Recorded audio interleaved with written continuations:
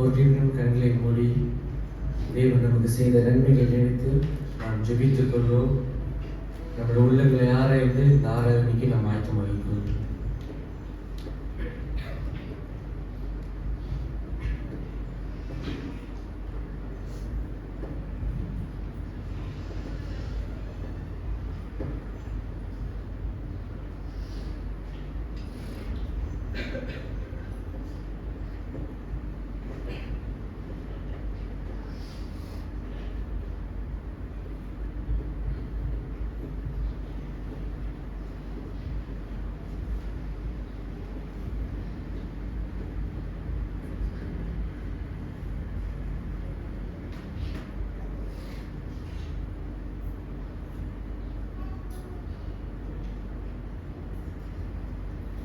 சங்கீதம் 96 வசனம் 3-4 நான் வாசிக்கிறேன். கர்த்தருக்கு புது பாட்டை பாடுங்கள், பூமியின் குடிகளே எல்லாரும் கர்த்தரை பாடுங்கள். கர்த்தரை பாடி அவருடைய நாமத்தை சோஸ்தரித்து நாளுக்கு நாள் அவருடைய இரட்சிப்பை சுவிசேஷமாய் அறிவீர்கள். ஜாதிகளுக்குள் அவருடைய மகிமையும் சகல ஜனங்களுக்குள்ளும் அவருடைய அதிசயங்களையும் விவரித்து சொல்லுங்கள். கர்த்தர் பெரியவரும் மிகவும் சோஸ்தரிக்கப்படத்தக்கவருமாய் இருக்கிறார். எல்லா தேவர்களிலும் பயப்படத்தக்கவர் அவரே. அந்த கிருபை நிறைந்த தேவனை நாம் யாவரும் போற்றி பாடுமண்டமாக யாவரும் எழுந்து நின்று கிருபையா நிலை நிற்கின்றோம், கிருபையா நிலை நிற்கின்றோம். கைகளை தட்டி பாடி நாம் பாடும்.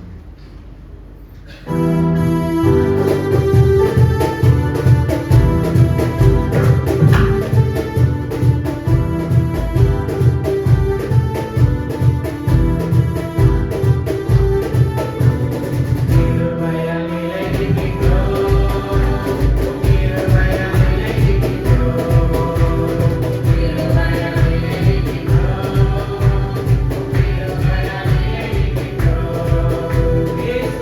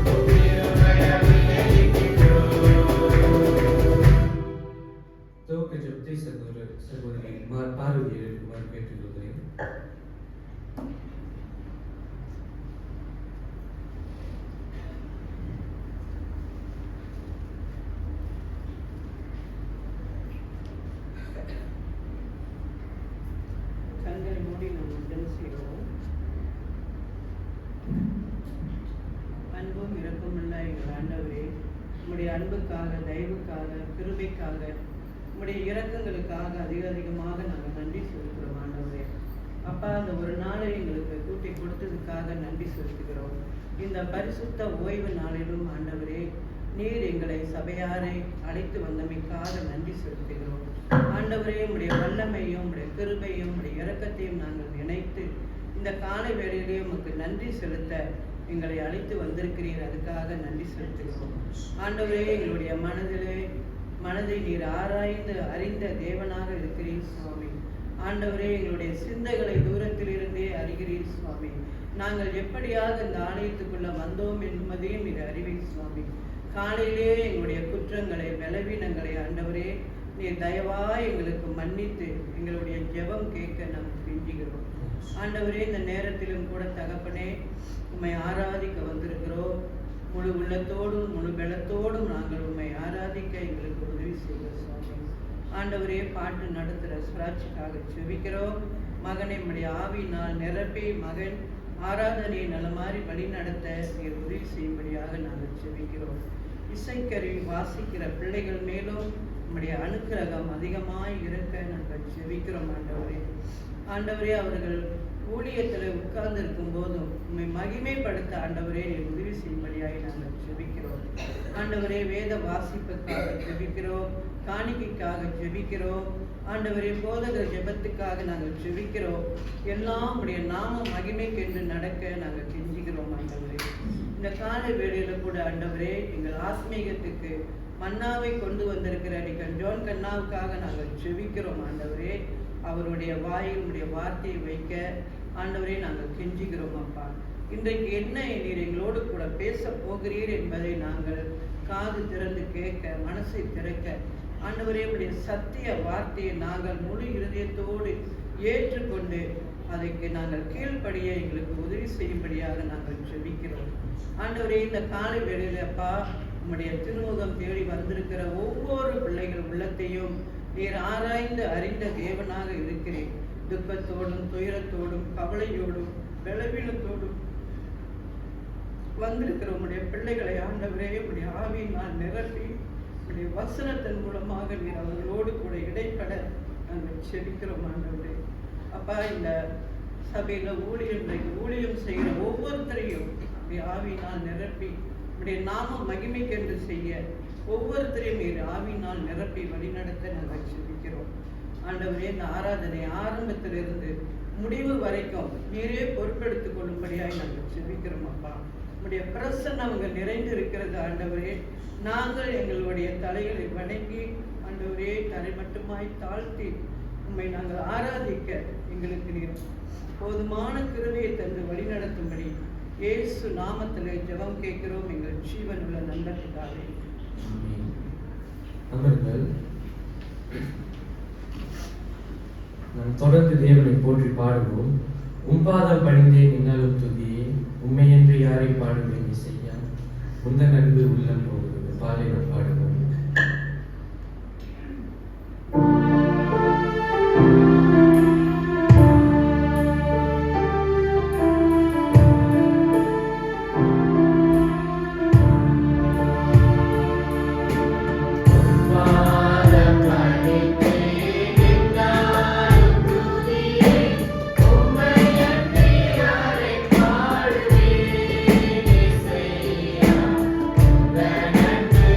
Love.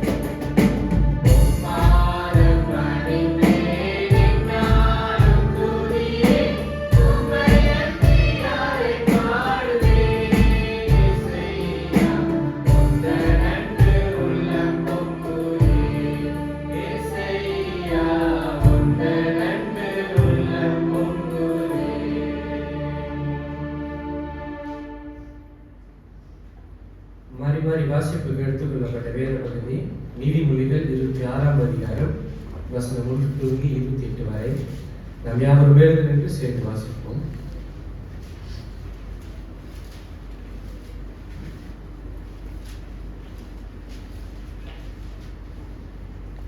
மாறி மாறி வாசிக்க எடுத்துக்கொள்ளப்பட்ட வேத பகுதி நீதிமொழிகள் 26 வசனம் 1லிருந்து 28.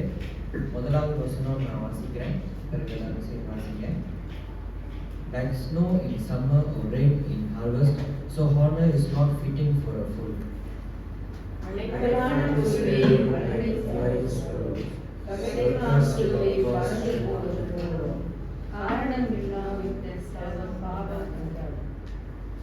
A whip for the horse, a bridle for the donkey, and a rod for the back of fools.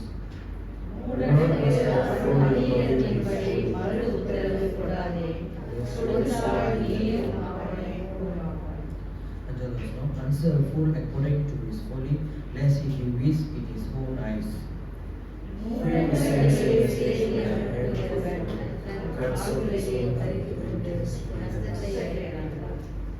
Like a lame man's leg, which hangs useless, is a proverb in the mouth of fools.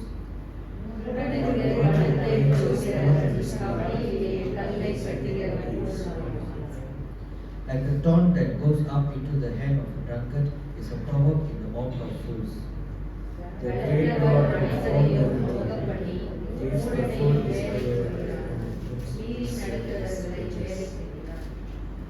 Like a dog that returns to his vomit is a fool who repeats his folly.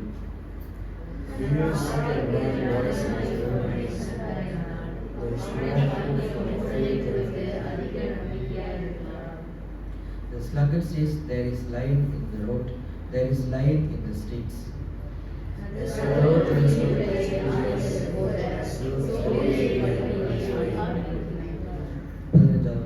sluggard buries his hand in the dish, it wears him out to bring it back to his mouth.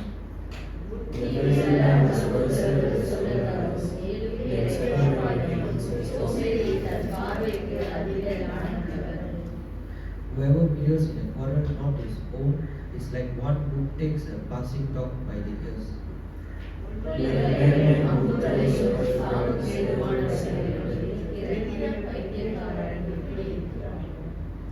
Is the man who deceives his neighbor and says, I am only joking?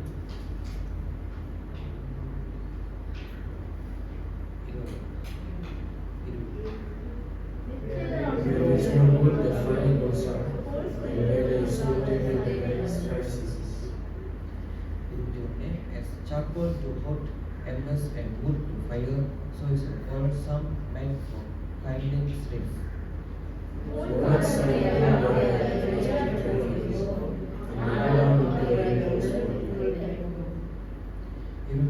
Like the glaze covering an earthen vessel are favor lips with an evil heart.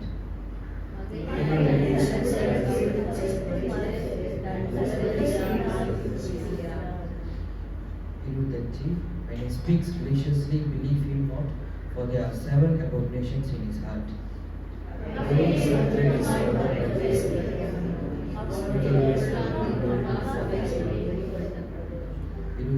Whoever digs the pit will fall into it, and a stone will come back on him who starts it rolling.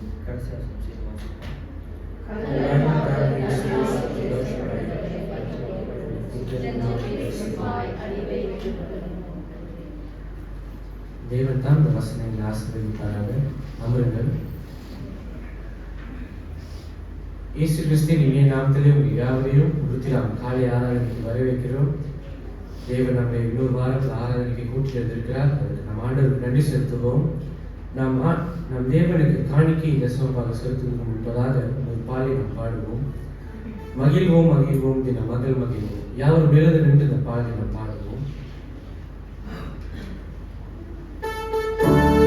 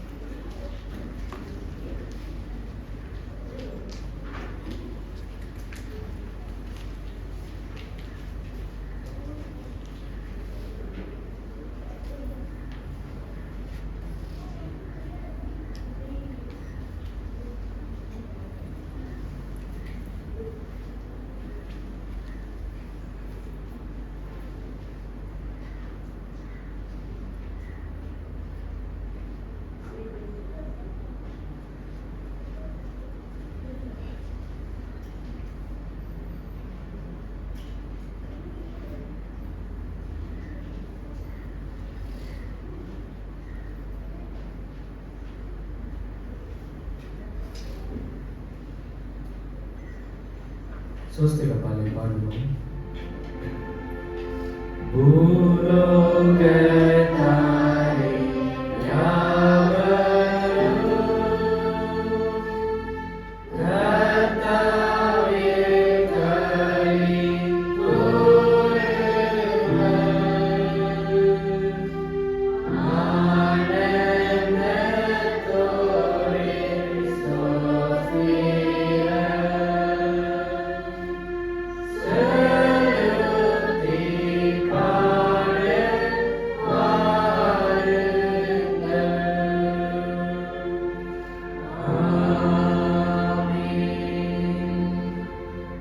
ஜெபம் செய்வோம். நன்றி ஆண்டவரே, எங்களுக்கு கொடுத்த இந்த அருமையான நேரத்துக்காக நன்றி ஆண்டவரே. ரவப்பாகமா எங்கள் கண்மணி போல காத்து எங்களை வழிநடத்துறதுக்காக நன்றி. ஒவ்வொரு நாளும் எங்களை தாங்கி வழிநடத்துகிற அன்பு கிருபைக்காக நன்றி ஆண்டவரே. தினமும் எங்களுக்கு கொடுக்கின்ற நல்ல சுகத்துக்காகவும் பலத்துக்காக உணவு உதைக்காகவும் நன்றி சொல்கிறேன் ஆண்டவரே.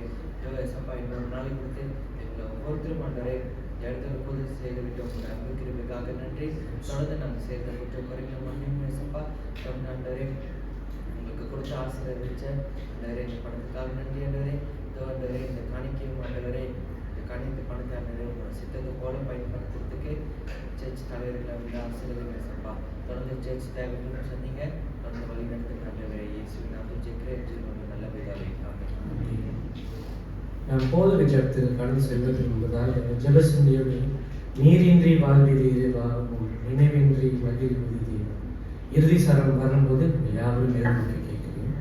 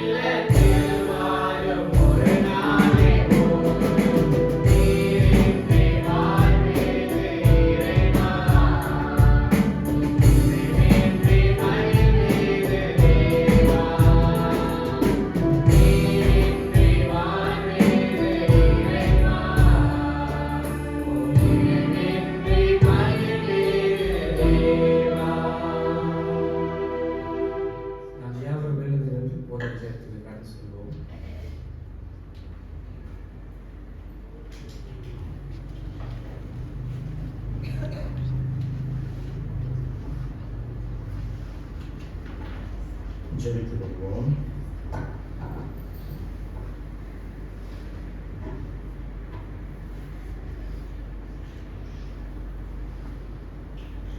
சகலத்தையும் உம்முடைய சித்த பிரகாரம் எங்களுடைய வாழ்க்கையிலே நேர்த்தியாய் செய்கின்ற எங்கள் அன்பின் பரலோக பிதாவே, இந்த அருமையான கால வேளைக்காக நாங்கள் உமக்கு நன்றி செலுத்திக் கொள்கிறோம்.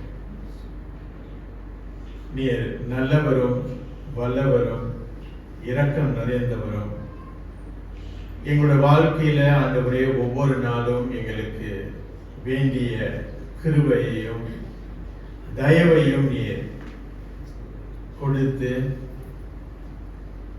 இந்த வாழ்க்கை பயணத்தை நாங்கள் நடத்தும்படி எங்களுக்கும் சபையாருக்கும் பிள்ளைகளுக்கும் நீர் கிருபை பாராட்டி வருவது மாத்திரமல்ல ஆண்டவரே, எங்களுடைய வாழ்க்கையில நாங்கள் செய்ய வேண்டிய காரியங்கள் அனைத்தையும் நீர் முன் நின்று நடத்தி வருவதற்காக நாங்கள் உமக்கு நன்றி செலுத்திக் கொள்கிறோம்.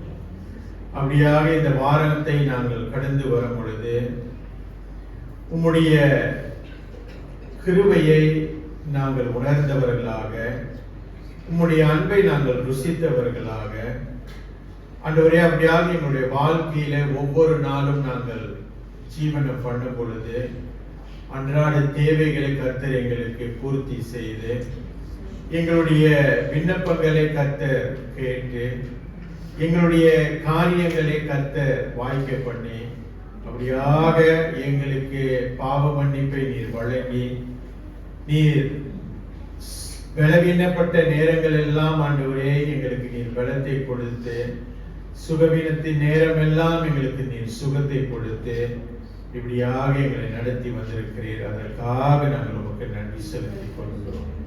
மெய்யாகவே இந்த 6 நாட்களை நாங்கள் கடந்து வர உங்களுடைய கிருபை மாத்திரம் எங்களை தாங்கியது என்று நாங்கள் அதிகமாய் நாங்கள் உணர்கிறோம் ஆண்டவரே. ஒருவேளை நாங்கள் எங்களுடைய முயற்சினால, எங்களுடைய பலத்தினால இந்த வாழ்க்கையை நாங்கள் நடத்தி கொண்டு இருக்கிறோம் என்று நாங்கள் சிந்தனை கொண்டு இருந்தால் எங்களை மன்னியும். ஒவ்வொரு நாளும் எங்களுடைய உடலிலே இருக்கின்ற இந்த சுவாச காற்றை நீ ஒவ்வொரு நாளும் எங்களுக்கு கொடுத்து நாங்கள் உயிரோடு ஜீவனம் பண்ணும்படி எங்களுக்கு நீங்கள் கிருபை பாராட்டி இருக்கீங்க. அதற்காக நாங்கள் தாழ்மையாக நாங்கள் உங்களுக்கு நன்றி செலுத்திக் கொள்கிறோம் ஆண்டவரே. இப்படியாக சபையாரை இந்த ஒரு வார காலமாக நடத்தி வந்தீர். எங்களுடைய ஊழியங்களை கர்த்தர் ஆசீர்வதித்தீர். போன வார ஆராதனை கர்த்தர் ஆசீர்வதித்தீர். ஜெப வேலையை கர்த்தர் ஆசீர்வதித்தீர். இப்படியாக ஏறெடுக்கப்பட்ட ஒவ்வொரு ஊழியங்களையும் கர்த்தருடைய கிருபையினால அதை நாங்கள் செய்ய முடிந்தது. ஊழியத்தில் ஈடுபட்டு இருக்கின்ற ஒவ்வொரு பிள்ளைகள் மேல கர்த்தர் கிருபை பாராட்டி அவர்களுக்கு கொடுக்கப்பட்ட ஊழியங்களை கர்த்தர் ஆசீர்வதித்து, அவர்களுடைய கைகள் பிரயாசத்தை கர்த்தர் ஆசீர்வதித்து நீ நடத்தி வந்த தயவுக்காக நாங்கள் உமக்கு நன்றி செலுத்திக் கொள்கிறோம். நேற்றும் ஆண்டவரே இந்த ஆராதனை குறித்தான செமினாரை கர்த்தர் ஆசீர்வதித்து நிறைய திருச்சபையாரை நீர் அழைத்து வந்து இந்த ஆராதனை குறித்தான காரியங்களை படித்துக் கொள்ள நீர் அவர்களை அழைத்து வந்த தயவுக்காக நன்றி. அருமையான வேத பாடத்தை போதகர் மூலியமாக நீர் கற்றுக் கொடுத்தீர் ஆண்டவரே. தொடர்ந்து ஆண்டவரே எங்களுடைய ஆராதனையில ஒரு பெரிய ஒரு மாற்றுதலை நாங்கள் தனிப்பட்ட முறையிலே நாங்கள் அதை பழகி கொள்ள ஆண்டவரே, எங்களுடைய ஆராதனையிலே நாங்கள் செய்ய வேண்டிய காரியங்கள், கர்த்தருடைய பயம் ஆண்டவரே, தேவனுடைய பிரசன்னத்தை உணர்ந்தவர்களாக அதை நாங்கள் அதிகமாய் ஆண்டவரை நோக்கி பார்க்க ஆண்டவரே, நாங்கள் ஒவ்வொரு வாரமும் ஆராதனைக்கு வரும் பொழுது இது ஒரு பொழுதுபோக்கு இல்லை ஆண்டவரே, எங்களுடைய பயத்தை நீக்குவதற்கான தேவனுடைய கோபாக்கினைக்கு நாங்கள் ஆகக்கூடாது என்று அந்த பயத்தின் நிமித்தமாக நாங்கள் வர வேண்டிய நேரம் இல்லை ஆண்டவரே இது. ஆனாலும் நீர் செய்த நன்மைகளை நாங்கள் ஒரு குடும்பமாய் தேவனுடைய நாமத்தை நாங்கள் கனப்படுத்தவும் மகிமைப்படுத்தவும் தேவன் எங்களுடைய வாழ்க்கையில செய்கின்ற எல்லா காரியத்தையும் நிமித்தம் ஆண்டவரை நாங்கள் துதி பாடலை பாடவும் தேவன் செய்த அற்புதங்களை நாங்கள் ஏறெடுத்து பேசவும் ஆண்டவரே உம்முடைய வசனம் பேசுகின்ற இடமாக ஆண்டவரே உம்முடைய சத்தத்தை தொனிக்கின்ற இடமாக ஆண்டவரே இந்த இடம் காணப்பட அப்படியாக எங்களுடைய ஆராதனையை தொடர்ந்து நீர் வழி நடத்த நாங்கள் வேண்டுதல் செய்கிறோம். குறிப்பாக ஆண்டவரே ஊழியம் செய்கின்ற ஒவ்வொரு பிள்ளைகளுக்கும் உம்முடைய கிருபை அதிகமாய் இருக்க ஆண்டவரே. ஆண்டவரே ஏற்ற காலத்தில் உம்முடைய வருகையிலே நாங்கள் ஓடு சேரும் பொழுது எங்களுக்கு கொடுக்கப்படுக போகிற கிரீடத்திற்காக நாங்கள் நன்றி செலுத்திக் கொள்கிறோம். உம்முடைய வாக்குத்தத்தத்துக்காக நாங்கள் நன்றி செலுத்திக் கொள்கிறோம். அதனால எங்களுடைய ஊழியங்கள் ஆண்டவரே நாங்கள் சர்வ ஜாக்கிரதையோடு நாங்கள் ஏறெடுக்க ஏதோ கடமைக்காக நாங்கள் ஏறெடுக்காதபடி இந்த பாடங்கள் மூலியமாக நாங்கள் படித்துக் கொள்ள ஆண்டவரே தொடர்ந்து நீர் எங்களுக்கு கிருபை பாராட்டும். தொடர்ந்து ஆண்டவரே சபையில இருக்கின்ற நோய்வாய்ப்பட்டவர்களுக்காக நாங்கள் செபிக்கிறோம். குறிப்பாக ஆண்டவரே தாயார் ஏஞ்சலினுக்காக நாங்கள் செபிக்கிறோம். சகோதரி திரேசாவுக்காக நாங்கள் செபிக்கிறோம். மற்றும் ஆண்டவரே சரீரத்தில் பலவீனப்பட்ட உள்ளங்களுக்காக நாங்கள் செபிக்கிறோம். சகோதரி ஹென்ரிக்காக நாங்கள் செபிக்கிறோம். ஆண்டவரே இந்த பிள்ளைகளுக்கு தொடர்ந்து உம்முடைய கிருபையை நீர் கொடுத்து ஆண்டவரே உம்முடைய அன்பின் கரத்துல நீர் அவர்களை அரவணைத்து ஆண்டவரே மருந்தின் மூலியமாக சிகிச்சையின் மூலியமாக தங்களுடைய சரீர பலவீனங்களை பலப்படுத்திக் கொள்ள டாக்டர் கண்கள்லேருந்தும் நர்ஸ் கண்கள்லேருந்தும் தயவு கிடைத்து ஆண்டவரே அந்த மருந்து சாப்பிடுற விஷயத்துல ரொம்ப ஜாக்கிரதையா இருந்த ஆண்டவரே தங்களுடைய சரீரங்களை பேணி காக்க நீர் தொடர்ந்து இந்த பிள்ளைகளுக்கு ஞானத்தையும் கிருபையும் பாராட்ட நாங்கள் வேண்டுதல் செய்கிறோம். ஆண்டவரே வேலை இல்லாதவர்களுக்கு நீர் வேலை அமைத்து தாரும். ஞாயிற்றுக்கிழமை தேவனை ஆராதிக்க முடியாத சூழ்நிலையில இருக்கின்ற பிள்ளைகளுக்கு ஆண்டவரே தங்களுடைய மனசுல தைரியத்தை நீர் கொடுத்து கர்த்தரை தேடும்படி கர்த்தரை இந்த பரிசுத்த ஓய்வினாலே ஆசாரிக்கும்படி ஆண்டவரே அந்த முக்கியத்துவத்தை நீர் கொடுக்கும்படி அந்த வேலை வசதிகளை கர்த்தர் திறந்து கொடுக்க நாங்கள் வேண்டுதல் செய்கிறோம். வேலை இல்லாதவர்களுக்கும் நீர் வேலையை தாரும் ஆண்டவரே. ஒவ்வொரு குடும்பத்தையும் நீர் போஷித்து வருவதற்காக நாங்கள் நன்றி செலுத்திக் கொள்கிறோம். எங்களுடைய வாலிப பிள்ளைகளுக்காக நாங்கள் வேண்டுதல் செய்கிறோம் ஆண்டவரே. இந்த போராட்டமான உலகத்தில தங்களுடைய சிருஷ்டிகரை அதிகமாய் தேடும்படி ஆண்டவரே தங்களுடைய ஜீவனை அழித்துக் கொள்ளாதபடி தங்களுக்கு கொடுக்கப்பட்ட இந்த ஒரே ஒரு வாழ்க்கையை கர்த்தருக்கு என்று அர்ப்பணித்து வாழ ஆண்டவரே எங்களுடைய சபையில இருக்கின்ற எல்லா வாலிப பிள்ளைகளுக்கும் நாங்கள் இந்த நேரத்தில் வேண்டுதல் செய்கிறோம். வாழ்க்கையில எதிர்காலத்தை நோக்கி கொண்டிருக்கின்ற பிள்ளைகளுக்கு கர்த்தருடைய சித்தத்தின் பிரகாரம் நல்ல ஒரு எதிர்காலத்தை நீர் அவர்களுக்கு அமைத்துக் கொடுக்க அவங்களுடைய பிரயாசத்தை கர்த்தர் நிறைவேற்ற ஆண்டவரே நாங்கள் வேண்டுதல் செய்கிறோம். ஆண்டவரே நீ நல்லவரும் வல்லவரும் கிருபை நிறைந்தவருமாக இருக்கிறீர். அப்படியாக சபையில பொருளாதார ரீதியில நாங்கள் எத்தனைக்கின்ற காரியங்களை கர்த்தர் அறிந்திருக்கிறேன். குறிப்பாக இந்த கட்டட காரியத்தை கர்த்தர் தொடர்ந்து எங்களுக்கு வாய்க்க பண்ண ஏற்ற காலத்தில் ஆண்டவரே ஒரு ஆலயம் நாங்கள் எழுப்பும்படி உம்முடைய வாக்கு தத்தத்தின் நிமித்தம் ஆண்டவரே கடந்த 10 ஆண்டுகளாக நாங்கள் ஜெபித்து வருவதை நீர் அறிந்த தேவனாக இருக்கிறீர். ஆனாலும் காரியம் இன்னும் வாய்க்காமல் இருப்பதை நாங்கள் அதை குறித்து சோர்ந்து போகாமல் கர்த்தர் எங்களுக்கு சிறந்ததை கொடுப்பீர் என்ற அந்த நம்பிக்கையில விசுவாசத்துல தொடர்ந்து நாங்கள் முன் செல்ல எங்களுக்கு கொடுக்கப்பட்ட பங்கை நாங்கள் சரியாக செய்ய ஆண்டவரே நீ தொடர்ந்து எங்களுக்கு கிருபை பாராட்டும். ஆண்டவரே உள்ளத்துல மனம் உடைந்த உள்ளங்களை கர்த்தர் அறிந்திருக்கிறேன். இந்த நேரத்தில் அவர்களை ஆறுதல் படுத்தும், தைரியப்படுத்தும், சமாதானப்படுத்தும். ஆண்டவரே உம்முடைய வசனம் மாத்திரம் எங்களுக்கு எல்லாவற்றிலும் ஆறுதலும் தேர்தலும் கொடுக்கின்ற காரியமாக இருக்கிறது. அதனால ஆண்டவரே நீர் பேசும் பொழுது எங்களுடைய காதுகளை நாங்கள் செவி கொடுத்து இருதயத்தை நாங்கள் திறந்து கர்த்தர் எங்களோடு பேசும் பொழுது அது தாழ்மையாய் நாங்கள் ஏற்றுக்கொள்ள, அதன் மூலியமாக நாங்கள் ஆறுதல் பெற்று வீடு திரும்ப ஆண்டவரே நீர் எங்களுக்கு சமாதானத்தை கொடும். அப்படியாக எங்களுடைய சரீரங்களையும் தொடர்ந்து நீர் பலப்படுத்தும் ஆண்டவரே. ஆண்டவரே, இன்றைக்கு வந்த எல்லா பிள்ளைகளுக்காக நாங்கள் நன்றி செலுத்திக் கொள்கிறோம். வர முடியாத சபையாருக்கு தொடர்ந்து நீர் அடுத்த வாரம் சபைக்கு வர நீர் கிருபை பாராட்டும்.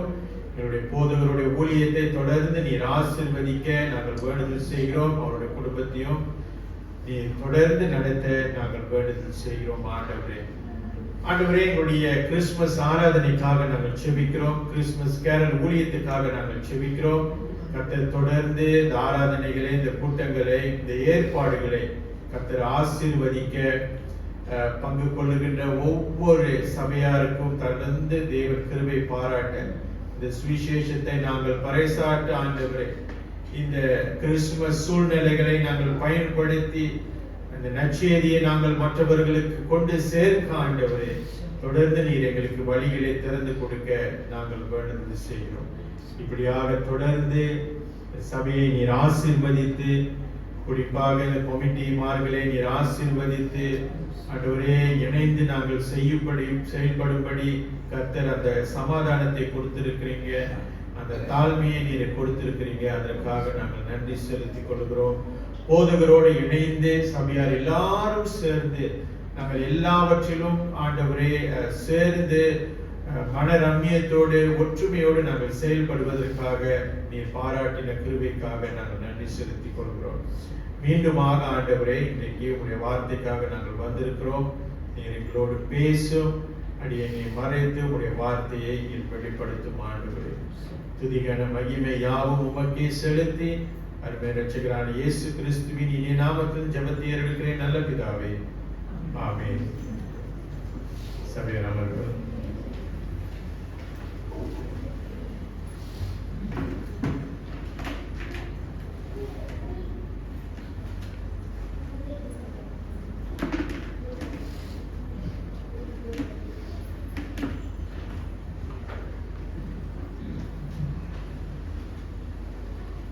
James chapter 5 verse 13 to 18. Are you in any trouble? You should pray. Are any of you happy? You should sing praises. Are any of you ill? You should send them to church elders who will pray for them and rub olive oil on them in the name of the Lord. The prayer made in faith will heal the sick. The Lord will restore them to health, and the sin they have committed will be forgiven. So then, confess your sin to another and pray for another, so that you will be healed. The prayer of a good person has a powerful effect. Elijah was the same kind of person as we are. He prayed earnestly that there will be no rain, and rain no fell on the land of the land for 3.5 years. Once again he prayed, and the sky poured out its rain, and the earth produced its crops.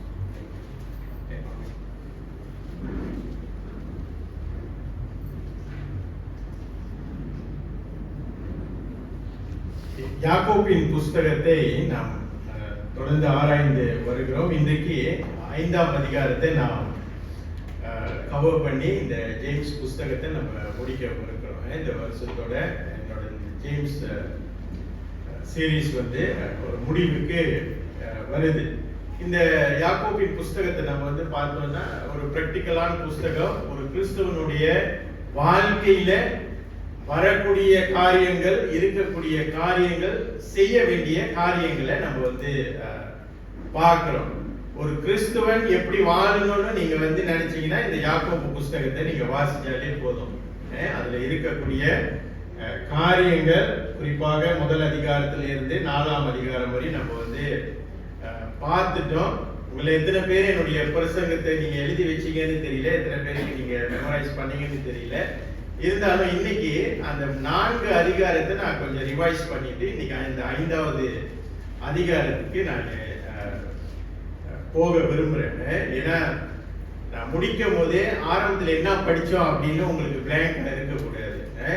புஸ்தகமே படிச்சு முடிச்சாச்சு, ஆனா என்னதான் படிச்சோம் அப்படின்னு ஒரு நிலைப்பாட்டுக்கு நீங்களும் நானும் இருக்கக்கூடாது.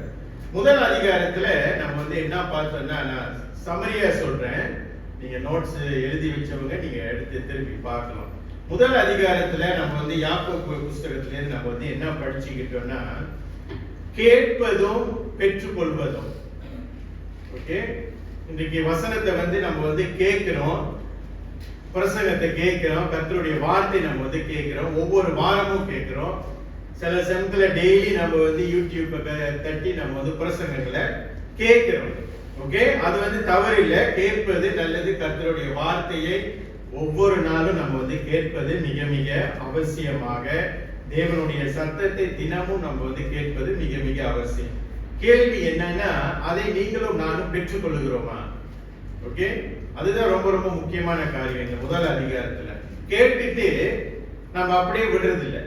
ஓகே, இன்னைக்கு நிறைய பேர் வந்து நம்ம வந்து கேட்கிறோம், ஆனா அது வந்து பெற்றுக்கொள்வது இல்லை. அதே மாதிரி தான் ஆராதனையில வந்து நம்ம அமர்ந்து கொள்ளும் பொழுது, வேத வசனம் நம்மளுக்கு வந்து சொல்லிக் கொடுக்கும் பொழுது, பிரசங்கிக்கும் பொழுது நம்ம எல்லாரும் காது கொடுத்து கேட்கிறோம். ஆனா நம்மள எத்தனை பேரு அதை பெற்றுக்கொண்டு நம்மளோட வாழ்க்கையில அதை வந்து நம்ம செயல்படுத்துறோம்னு நம்ம முதல் அதிகாரத்துல பார்த்தோம். இரண்டாவது அதிகாரத்துல வந்து என்ன குறிப்பா நம்ம வந்து பார்த்தோம்னா, working faith and a false faith. Okay, நம்ம எல்லாருக்கும் விசுவாசம் இருக்கு, ஆனா இன்னைக்கு நம்மளோட விசுவாசம் வந்து கிரியை உள்ள விசுவாசமா, நம்மளோட விசுவாசம் வந்து மேலோட்டமா இருக்கா, நம்மளோட விசுவாசத்துல செயல்பாடு இருக்குதா? நான் ஆண்டவரை விசுவாசிக்கிறேன் என்று நீங்களும் நானும் பல நேரத்துல சொல்லும் பொழுது, நம்மளோட விசுவாசத்துல அந்த நடைமுறை வாழ்க்கையில அதை வந்து நம்ம வந்து செயல்படுத்துறோமா? அது வந்து ஒரு கேள்விக்குறி. இன்னைக்கு நம்மளுக்கு இருக்கக்கூடிய விசுவாசம் அது ஒரிஜினலா? இன்னைக்கு நான் கடவுள் மேல I have a faith in Christ அப்படின்னு நீங்களும் நானும் சொல்லும் போது, அது எவ்வளவு ஆழமா இருக்கு, அது எவ்வளவு சத்தியமா இருக்குது, அது எவ்வளவு ஒரிஜினலா இருக்குது, அது எவ்வளவு சாலிடா இருக்குதுன்னு நம்ம வந்து இரண்டாவது அதிகாரத்துல பார்க்கிறோம். என்ன ஆகுதுன்னா, கிரியை இல்லாத விசுவாசம், வசனம் என்ன சொல்லுது? செத்ததுக்குன்னு சொல்லுது. Okay, faith without work is dead. Okay, அப்ப இன்னைக்கு உங்களுடைய விசுவாசம் என்னோட விசுவாசம், தேவன் மேல நம்பிக்கை வச்சிருக்கோம் நம்ம எல்லாரும். ஆனா இன்னைக்கு நம்ம கடவுள் மேல வச்சிருக்கிற அந்த நம்பிக்கை வந்து உயிரா இருக்கா, செத்ததா இருக்கு? சோ அதை வந்து நம்ம வந்து இரண்டாவது அதிகாரத்துல மூலியமாக நம்ம பிரசங்கம் கேட்டோம். மூன்றாவது அதிகாரத்துக்கு நம்ம வந்து வரும் பொழுது, இந்த நாவை குறித்து நான் வந்து போதித்தேன். இந்த நாவை குறித்து, நம்முடைய நாவு மனுஷனுடைய வாழ்க்கையில குறிப்பா இந்த சரீரத்தை நம்ம வந்து முழுமையா நம்ம வந்து எடுத்துக்கொண்டா, இந்த சரீரத்திலே விஷம் நிறைந்தது அப்படின்னு சொன்னாக்கா நம்முடைய நாவு தான். அப்ப இன்னைக்கு தேவ பிள்ளைகளாகி நீங்களும் நானும் நம்முடைய நாவுகளை பயன்படுத்தி எத்தனை பேரை நம்ம வந்து வழி நடத்துறோம்? அந்த 3 காரியம் படிச்சோம். எத்தனை பேர் நம்மளுடைய நாவை குறித்து நம்ம மற்றவங்களை வழி நடத்தினோம்? எத்தனை பேர் நம்மளுடைய நாவை குறித்து மற்றவங்களை காயப்படுத்தி இருக்கிறோம்? எத்தனை பேர் நம்மளுடைய நாவை, நம்மளுடைய வார்த்தைன்னு நான் சொல்றேன், நம்மளுடைய வார்த்தையை கொண்டு மற்றவர்களுடைய வாழ்க்கையை நம்ம வந்து அழித்து இருக்கிறோம். சோ இதுதான் ஜேம்ஸ் வந்து அந்த நாவு குறித்து அவர் பேசும்போது சர்வ ஜாக்கிரதையா அவர் வந்து இருக்க சொல்ற. குறிப்பாக இந்த இதே நாவு தான் ஒருத்தனை வந்து தூஷித்து, இதே நாவு தான் ஒருத்தனுடைய வாழ்க்கையை கெடுத்து, அதே நாவு தான் சில சமயத்துல தேவாலயத்துல வந்து அதே நாவு தான் கடவுளை துதிச்சு பாடுது. அப்ப ரொம்ப ரொம்ப ஜாக்கிரதை உள்ளவர்களாக நீங்களும் நானும் நம்ம பேசும் பொழுதோ, நம்மளுடைய சம்பாஷணையில நம்மளோட வார்த்தை மற்றவங்களை காயப்படுத்துதா, காயப்படுத்தி இருக்குதா அப்படின்னு நம்ம யோசிக்க வேணும். அது 3வது அதிகாரத்துல நம்ம வந்து பார்த்தோம். 3வது அதிகாரத்திலே நான் 2 பிரசங்கம் பண்ணேன். 4வது பிரசங்கத்தை நான் வந்து பண்ணும்போது இந்த ஞானத்தை குறித்து நான் பேசினேன். சாலமோனுக்கு கடவுள் ஞானத்தை கொடுத்தாரு, அவர் எல்லாம் இருந்தோம், ஆனா அதை செயல்படுத்துறதுக்கு ஞானம் இல்லை. இப்ப இன்னைக்கு பல நேரத்தில் நமக்கு வந்து காரியங்களை வாய்க்கப்பட நம்ம வந்து கடவுள்கிட்ட ஞானத்தை கேட்கறது இல்லை. நம்மளுடைய சொந்த அறிவுனால, திறமைனால இன்னைக்கு பல காரியங்கள் நம்ம வந்து செயல்படுத்துறதுனால அது பல நேரத்துல பல விபரீதங்களை கொண்டு முடியுது. என்ன படிக்கிறோம்னா, தேவனுடைய ஞானத்தை நீங்களும் நானும் பெற்றுக்கொள்ளணும். அது ரொம்ப ரொம்ப முக்கியம். இந்த பரிசுத்த வாழ்க்கையை நடத்துவதற்கு உங்களுக்கும் எனக்கும் கடவுளுடைய ஞானம். இந்த உலகத்துடைய நாலேஜை வச்சு, இந்த உலகத்துடைய விஸ்டம் வச்சு எஸ் நம்ம வந்து மூவ் பண்ணலாம். ஆனா கடவுளுக்கு பிரியமான ஒரு வாழ்க்கை நீங்களும் நானும் வாழணும்னா அந்த தேவனுடைய ஞானத்தை குறித்து நம்ம வந்து பார்த்தோம். அதுல நான் வந்து பிரசங்கிக்கும் பொழுது நான் சொன்னேன், கடவுளுடைய ஞானம் என்று சொல்லும் பொழுது அது ஒரு சூப்பர் பவர்லாம் ஒன்றும் இல்லை. வசனம் என்னன்னு சொல்லுது, கர்த்தருக்கு பயப்படுதலே ஞானத்தின் ஆரம்பம். அப்ப உங்களுக்கும் எனக்கும் கடவுளுடைய ஞானம் வேணும்னா வெரி சிம்பிள். கடவுள் சொல்லியிருக்காரு வெரி சிம்பிள், என்னது, நீ எனக்கு பயந்து நட, உனக்கு ஆட்டோமேட்டிக்கா அந்த ஞானம் பரிசுத்தாவின் மூலியமாக உனக்கு வெளிப்பாடு வரும். அப்புறம் போன மாசம் நான் பண்ண பிரசங்கத்துல இந்த நாளையை குறித்து, tomorrow is uncertain, நாளை நமக்குள்ளது அல்ல, நாளை நிச்சயம் அல்ல, அதை குறித்து நான் பேசும்போது நம்மளோட வாழ்க்கையை குறித்து நம்ம வந்து பேசினேன். நம்ம வாழ்க்கை வந்து குறுகியதான வாழ்க்கை. போன பிரசங்கத்துல நம்ம வந்து நினைச்சுக்க கூடாது, நான் வந்து 100 வயசு வாழ்வேன், 80 வயசு வாழ்வேன், 120 வயசு வாழ்வேன். ஓகே, ஆசைப்படலாம். ஆனா நாளைக்கு நமக்கு வந்து சொந்தமாகுமோன்னு ஒரு கேள்விக்குறி என்னைக்குமே நம்மளுக்கு வந்து இருக்கணும். உண்மைதான், நாளைக்குள்ள காரியங்களை நீங்களும் நானும் பிளான் பண்றோம், ஆயத்தம் பண்றோம், எல்லாம் நல்லதுதான். ஆனா நாளை தினம் வந்து அது கடவுளா நமக்கு கொடுக்காத வரையும் அந்த நாளை தினம் tomorrow is uncertain. அதுல பார்க்கும் போது இந்த கொடுக்கப்பட்ட ஒரே ஒரு வாழ்க்கை உங்களுக்கும் எனக்கும் தேவனுடைய பார்வையில நமக்கு ஒரு கடமை இருக்கு. அதை குறித்து நம்ம வந்து படிச்சோம். கடவுளை மகிமைப்படுத்தணும். உங்களுக்கும் எனக்கும் கொடுக்கப்பட்ட பிரதான கட்டளைன்னா நம்மளுக்கு வந்து கடவுளை மகிமைப்படுத்தணும். அதுதான் நம்ம வந்து போன 4ஆம் அதிகாரத்துல நம்ம வந்து படிச்சோம். இன்றைக்கு நம்ம 5ஆம் அதிகாரத்துக்கு நம்ம வந்து கடந்து செல்வோம். குறிப்பா சில காரியங்களை இதுல இருந்து நான் உங்களோடு பகிர்ந்து கொள்ள விரும்புகிறேன். இதுவும் நம்மளோட வாழ்க்கையில ஒரு பிராக்டிக்கலான, இன்றைக்கு தேவ பிள்ளைகளாகிய நீங்களும் நானும் அதிகமாய் சேலஞ்ச் பண்ணுகின்ற ஒரு காரியத்தை நான் குறித்து பேசுவோம். ஓகே, குறிப்பாக இந்த 13வது வசனத்திலிருந்து 15வது வசனம், 5ஆம் அதிகாரத்துல 13லிருந்து 18 வரை நம்ம வந்து இன்னைக்கு படிக்க போறோம். குறிப்பாக இன்றைக்கு வந்து இந்த ஜெபத்தை குறித்து நம்ம வந்து படிக்கணும். இல்ல, எத்தனை பேர் காலையிலே ஜெபித்துட்டு ஆராதனைக்கு வந்தீங்க? இன்னைக்கு நம்மளோட ஜெப வாழ்க்கை எப்படி இருக்குது?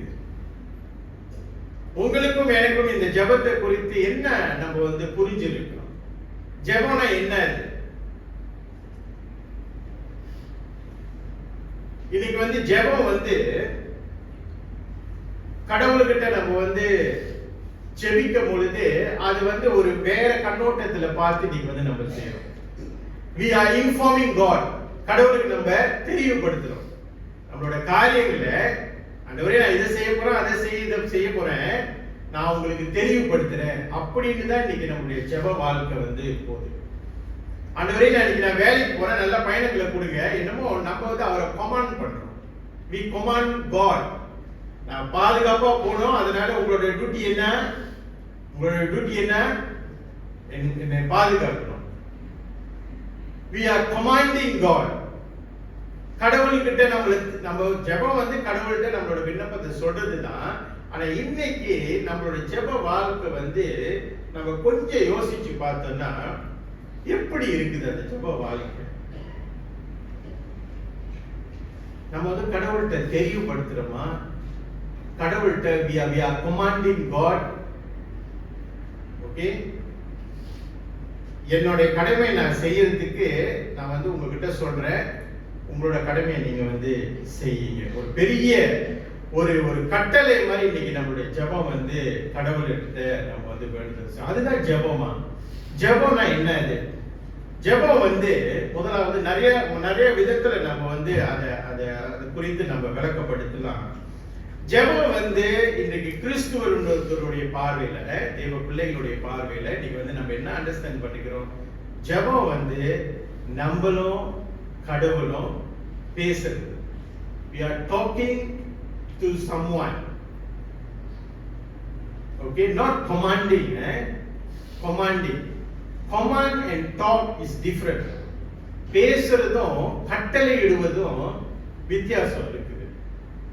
இன்னைக்கு நம்மளுடைய ஜெப வாழ்க்கை வந்து நம்ம கடவுளோட பேசுறோமா, உறவாடுறோமா, இல்ல ஆண்டவரே நீங்க செய்யணும்னு ஒரு கட்டளையை நம்ம வந்து கடவுள்கிட்ட போடுறோமா? அப்ப ஜெபம் வந்து நம்ம வந்து பார்க்கும்போது ஜெபம் வந்து it's a communication between us and God. ஒண்ணு. ரெண்டாவது, ஜெபம் நம்ம வந்து பண்ணும்போது நம்மளை படைச்ச தேவன், நம்மளை படைச்ச கடவுளை வந்து நம்ம அக்னாலேஜ் பண்றோம். ஆண்டவரே நீங்க தான் என்னை படைச்சீங்க அப்படின்னா, நான் அல்ல, என்கிட்ட ஒண்ணும் இல்ல, நீங்க என்னை உருவாக்குனீங்க, you are controlling me, you are over, நீங்க என்னை ரூல் பண்றீங்க அப்படின்னு நம்ம அட்மிட் பண்றோம், நம்ம சரண்டர் பண்றோம் கடவுள்கிட்ட. அதுதான் அந்த ஜெபம் என்ற அர்த்தத்துக்கு நம்ம வந்து வருது. அடுத்ததா ஜெபம் பண்ணும்போது என்ன ஆகுதுன்னா, நம்ம கடவுளோடு இருக்கின்ற அந்த உறவுல நம்ம வந்து வளரும். இப்ப பாருங்க, இந்த ஜெபம் வந்து இப்படியா நம்ம வந்து கொஞ்சம் இப்படி நீங்க வந்து யோசிச்சு பாருங்க. ஒருத்தரோடு நீங்க வந்து அடிக்கடி சும்மா சில பார்த்திருக்கீங்களா? சும்மா பிள்ளைங்க நம்ம வந்து சில சமயம் பாருங்க, பேசாத பிள்ளை சும்மா வாய் அடிக்குது பாரு அப்படின்னு சொல்லுவோம்ல. அந்த கம்யூனிகேஷன் வந்து டோட்டல் டிஃபரெண்டா இருக்கணும். அதாவது இன்னைக்கு இந்த காதல் பண்றவங்களை நீங்க வந்து பாருங்க, ஹவர்ஸ் கணக்குல பேசுவாங்க, சும்மா போன் பண்ணுவாங்க. தெரியல, கணவன் மனைவிக்குள்ள இன்னைக்கு அப்படிப்பட்ட உறவு இருந்தா நான் செல்யூட் பண்றேன். ஒருவேளை இருக்கலாம். எங்க போனாலும் ஒன்னா போவாங்க, பேசிக்கிட்டே இருப்பாங்க, கொஞ்சிக்கிட்டே இருப்பாங்க, உரசிக்கிட்டே போவாங்க. இதெல்லாம் உலகத்தாருக்கு பார்க்கறதுக்கு அது அசிங்கமா. என்னைய கேட்டீங்கன்னா அந்த உறவு வந்து அவ்வளவு க்ளோஸா இருக்குது. இல்லைன்னா என்னமோ ஒரு மிஸ்ஸிங் பண்ண மாதிரி. அப்படி இந்த உறவுன்னு சொல்லும் பொழுது, இந்த கம்யூனிகேஷன் சொல்லும் போது நம்மளுக்கும் கடவுளுக்கும் இருக்கக்கூடிய அந்த பிரேயர் வாழ்க்கை வந்து அந்த இன்டிமசி என்ற வார்த்தை நம்ம வந்து பயன்படுத்தலாம். ஓகே, இன்டிமசி வார்த்தை வந்து ஒரு கணவனுக்கும் மனைவிக்கும் இருக்கக்கூடிய அந்த உறவு, அந்த நெருக்கம் கடவுளுக்கும் தேவ பிள்ளைகளுக்கும் இருக்கணும். ஐயோ, நான் ஆண்டவரோட பேசலன்னா என்னால முடியாது. சொல்றோம் இன்னைக்கு உயிரான இயேசுலன்னா எனக்கு ஒண்ணும் இல்லை அப்படி இப்படின்னு சொல்லிட்டு ஒரு வாரம் ஒரு நாட்கள் ஃபுல்லா நம்ம வந்து ஜெபிக்காதவர்களாக இருந்தோம்னா என்ன அர்த்தம்? அது புரியுதா நான் சொல்றது? ஜெபம் என்று சொல்லும் பொழுது நமக்கும் கடவுளுக்கும் அந்த கம்யூனிகேஷன் வந்து இருந்துகிட்டே இருக்கணும்னா எப்படி? அதுதான் நம்ம வந்து இன்னைக்கு படிக்க போறோம். இந்த 13வது அதிகாரத்திலிருந்து 15வது வசனத்துல 2 காரியத்தை நான் உங்களுக்கு முன்பதாக வைக்க விரும்புகிறேன். எப்ப நம்ம வந்து ஜெபிக்கணும்? ஜெபம்னு சொல்றீங்க. எப்ப ஒரு கிறிஸ்துவன், ஓகே, தேவனை, அதாவது ரட்சிக்கப்பட்ட தேவ பிள்ளைகள், இன்னைக்கு நீங்களும் நானும் அந்த உறவை பத்தி பேசும்போது, அந்த கம்யூனிகேஷனை குறித்து பேசும்போது, தேவனோட உறவாடுகின்ற அந்த விஷயத்துல எப்ப நீங்க வந்து பண்ணணும்? இன்னைக்கு முஸ்லீம் முகமதியர் எடுத்துக்கொண்டா இன்னைக்கு அவங்க ஒரு நாளைக்கு வந்து 5 முறை பிரேயர் செய்யறாங்க. ஓகே, அது பழைய ஏற்பாட்டு காலத்துல பார்த்தோம். பழைய ஏற்பாட்டு காலத்துல தானியேல் செய்தாரு, ஆபிரகாம், ஈசா இவங்க எல்லாம் செஞ்சாங்க ஒரு நாளைக்கு 5 நேரம்.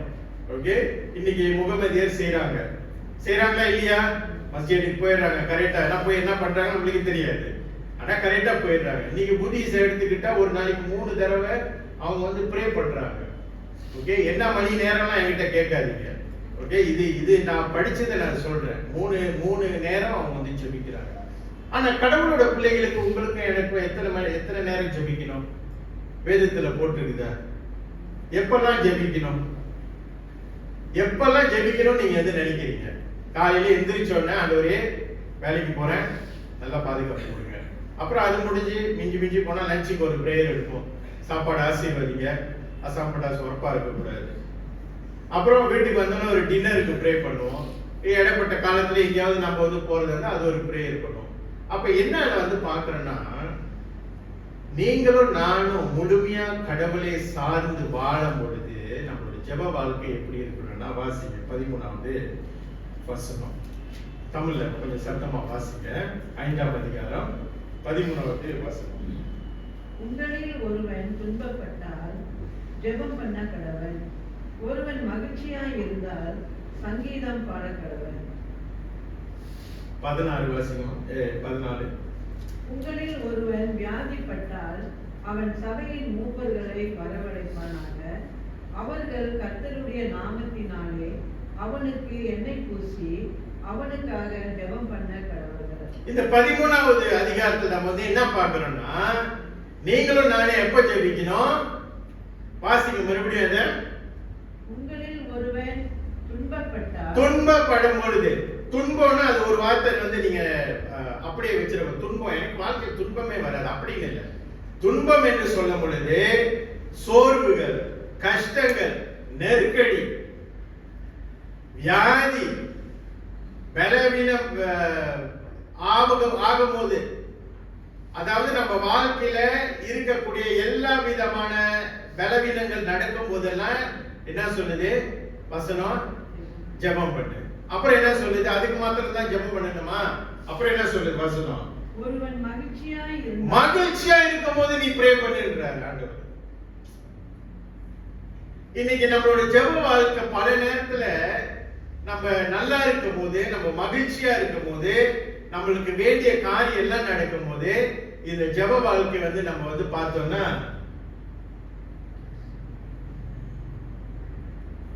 வசனம் என்னன்னு சொல்லுது? நீ மகிழ்ச்சியா இருந்தா ப்ரே பண்ணு, கஷ்டமா இருந்தா ப்ரே பண்ணு, துன்பப்படும் போது நீ ப்ரே பண்ணு. மொத்தத்துல அவர் வந்து என்ன சொல்றாரு? எல்லா நேரத்திலையும் நீ வந்து ஜெபத்துல தரித்து இரு. வாசிங்க 1 தெசலோனிக்கர் 5ஆம் அதிகாரம் வசனம் 16, 18. 1 தெசலோனிக்கர் 5ஆம் அதிகாரம் வசனம் 16 இருந்து 18. நீங்களும் நான் எப்படி ஜெபிக்கணுமா? கஷ்டம் வரும்போது ஜெபிக்கிறது இல்ல, சந்தோஷமா இருக்கும் போது ஜெபிக்கிறது இல்ல. அப்ப நம்ம எப்பதான் ப்ரே பண்றது? நீங்களும் நானும் கேட்டோம்னா வாசி 1 தெசலோனிக்கர் 5, 16, 18. 16 இருந்து 18. எப்பொழுதும் சந்தோஷமாய் இருங்கள். இடைவிடாமல் ஜெபம் பண்ணுங்கள். இடைவிடாமல் ஜெபம் பண்ணுங்க. இந்த இடைவிடாமல்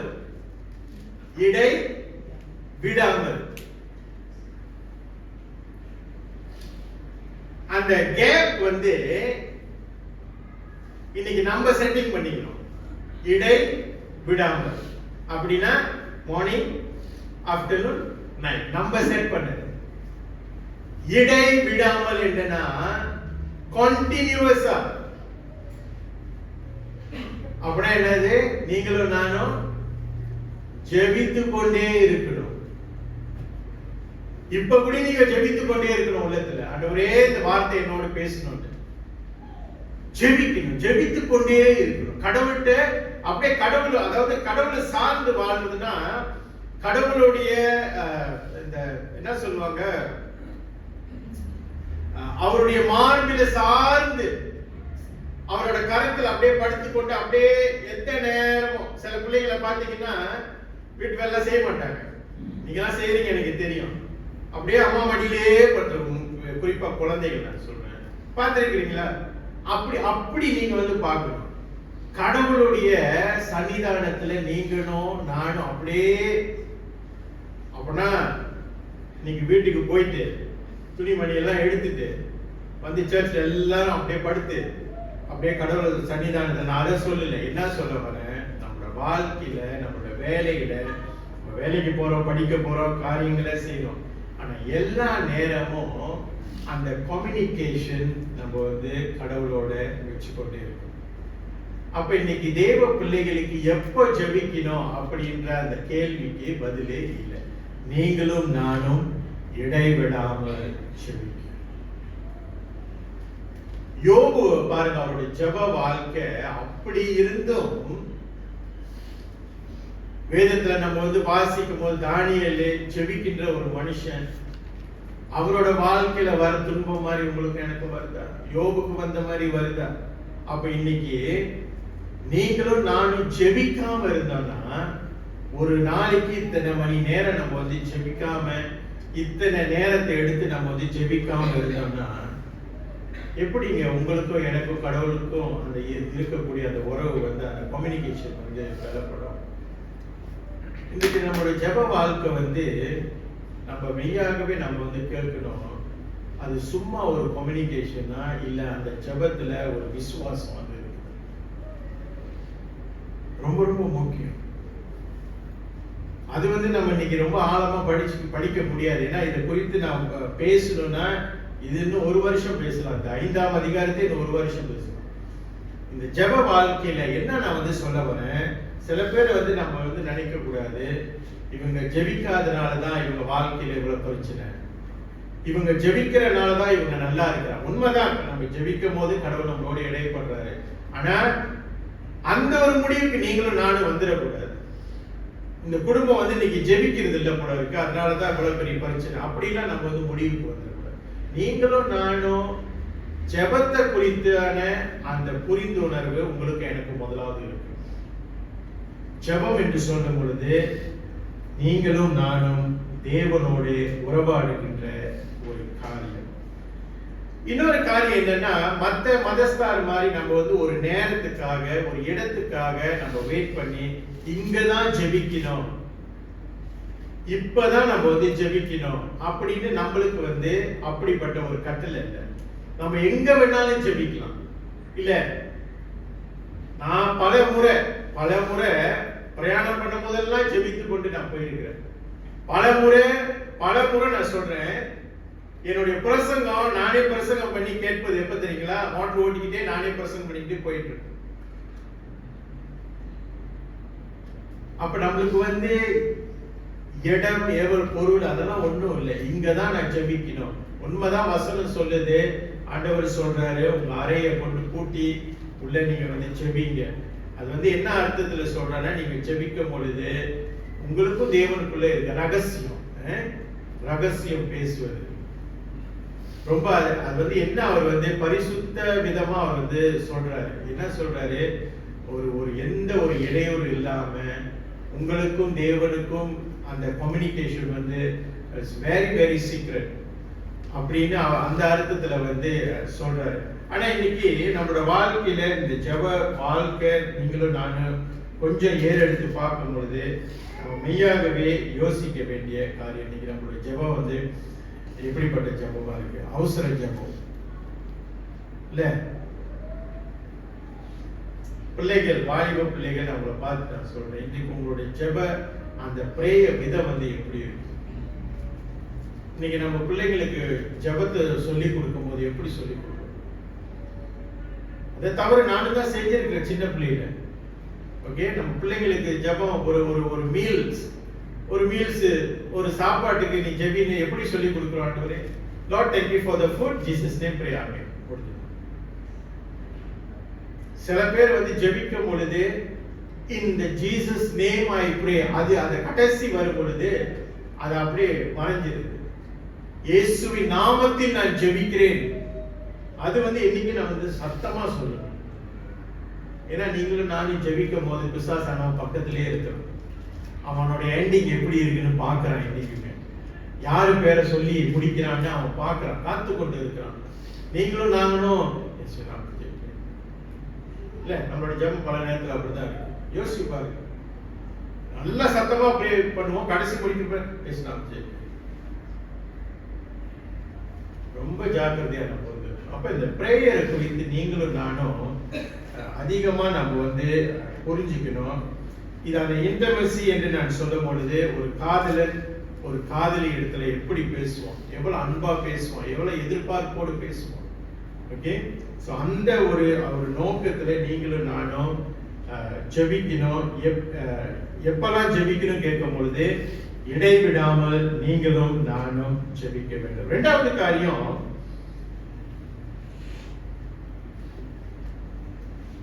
ஏன் நம்ம வந்து ஜெபிக்கணும்? இல்ல, நம்மளுடைய தேவன் சகலத்தையும் அறிந்திருக்கிறார்ல, எல்லாமே தெரியுது அவருக்கு. அப்ப நீங்களும் நானும் என்னத்துக்கு ஜெபிக்கணும்? சில நேரம் கேட்போம்ல, ஆண்டவரே, அதுவும் நம்ம சொல்லி காமிப்போம், ஆண்டவர்கிட்டே நம்ம சொல்லி காமிப்போம். நம்மளோட ஜெப வாழ்க்கை பாருங்க, ஆண்டவரே உங்களுக்கு எல்லாம் தெரியும், அவர்கிட்டே நம்ம வந்து சொல்லுவோம், உங்களுக்கு தெரியாதது ஒண்ணும் இல்லை, சொல்லியிருக்கோம்ல, ஒருவேளை நீங்க எல்லாம் பண்ணாம இருப்பீங்க அப்படிப்பட்ட தவறு. நான் பண்ணியிருக்கேன். ஜெபிக்கும் போதெல்லாம் சொல்லிட்டு, ஆண்டவரே உமக்கு தெரியாத காரியம் ஒன்றுமே இல்லை. என்ன செய்யணும், கடவுளுக்கு இருக்கு நம்ம ஞாபகப்படுத்துறோம். ஏன்னா அவர் மறந்துட்டாரு. நம்மளோட ஜெப வாழ்க்கை சில சமயத்தில் அப்படி இருக்கு. அப்ப நீங்களும் நான் ஏன் ஜெபிக்க வேணும்? ஏன் கடவுள் நம்மளை ஜெபிக்க சொல்றாரு? இல்ல, ஒரு பிள்ளை வந்து ஒரு பிள்ளைக்கு ஒரு தேவை இருக்கும் போது அந்த தேவை அந்த தகப்பனுக்கு தெரியும், பாக்குறதுல அந்த தாய்க்கு தெரியும். அப்ப அப்பா அம்மா ஸ்தானத்துல இருக்கும் பொழுது நம்ம என்ன எதிர்பார்ப்போம்? என்ன, பிள்ளைங்க வந்து கேட்கணும் இல்ல, அது வந்து கேட்டாதான் நம்ம செய்வோம்னு இல்ல. சில சமயத்துல பல நேரத்துல இன்னைக்கு நம்ம வந்து செய்யறோம் ஓகே, நம்மளோட கடமையை செய்யறோம். ஆனா நம்மளுக்கே மனுஷனா ஹியூமனா இருக்கிற உங்களுக்கும் எனக்கும் அப்படிப்பட்ட ஒரு எதிர்பார்ப்பு இருக்கும்போது, நம்மளை உருவாக்கி நம்மளை படைச்ச ஆண்டவர் ஓகே, அவர் எப்படி எதிர்பார்த்து கொண்டு இருப்பாரு இல்ல? உண்மைதான். என்னுடைய மகன் அவன் வாழ்க்கையில இந்த தேவருக்கு கடந்து போறாங்க. ஆனா ஏன் என்கிட்ட வர மாட்டான்? ஏன் என்கிட்ட கேட்க மாட்டான்?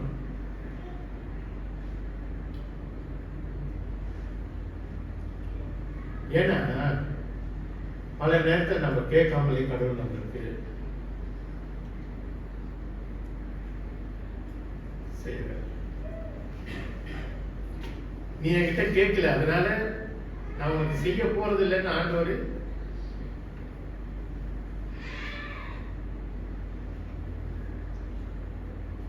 அதனாலதான் அவருக்கு பேர் வந்து இரக்கத்தின் தேவன். நம்ம கேட்டு அவர் செய்யணும்னு அவர் அப்படிப்பட்ட ஒரு மனப்பாங்கு உள்ளவர் அல்ல. நம்ம சில சமயத்துல பலவீனப்பட்டவர்கள், நம்ம வந்து நம்மளுடைய அந்த ஈகோ, நம்மளோட முயற்சி, நம்ம என்னால முடியும் அப்படின்னு நம்ம நினைச்சு கொண்டு இருக்கிற நேரத்துல முடியும்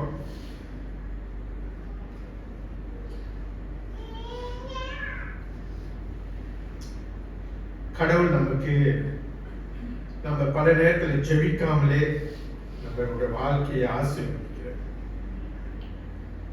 இல்ல, நம்மளோட வேலையை ஆசீர்வதிக்கிறார், பயணங்களை ஆசீர்வதிக்கிறார். நம்ம பயணம் பண்ணும் போதெல்லாம் எத்தனை விபத்துக்களை பார்க்கிறோம் ஓகே. ஒருவேளை நம்ம கிளம்புறதுக்கு கூட நம்ம ஜெபிச்சிருக்க மாட்டோம், ஆனாலும் நம்மளுக்கு பாதுகாப்பு கடவுள் வந்து கொடுக்கிறார். அப்ப நீங்களும் நானும் ஏன் ஜெபிக்கணும் என்று கேட்கும் பொழுது, கடவுள் நம்ம கிட்டே இருந்து அதை எதிர்பார்க்கிறாரு. என்னுடைய பிள்ளைகள் நான் ஆண்டவர் என்று அவர்கள் உணரும்படி, நான் செய்வேன் என்று உணரும்படி, நான் வல்லமை உள்ள தேவன், நான் செய்து கொடுப்பேன் என்று உணரும்படி நம்மளை ஜெபிக்க சொல்றார்.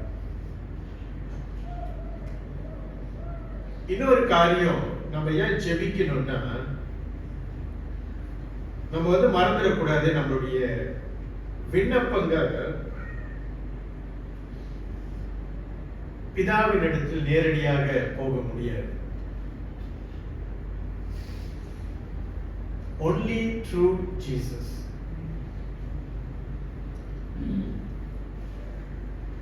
நம்மளுடைய விண்ணப்பங்கள், காரியங்கள், வேண்டுதல்கள் நேரா பிதாவினிடத்துல சொல்வதற்கோ செபிப்பதற்கோ நீங்களும் நானும் தகுதி உள்ளவர்கள் அல்ல. பிதாவினிடத்துல பரிந்து பேசக்கூடிய ஒரே ஒரு நபர் இயேசு மாத்திரம்.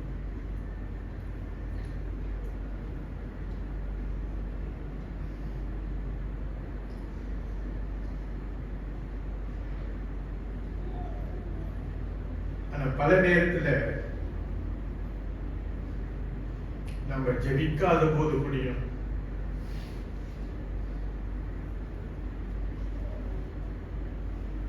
இயேசு நமக்காக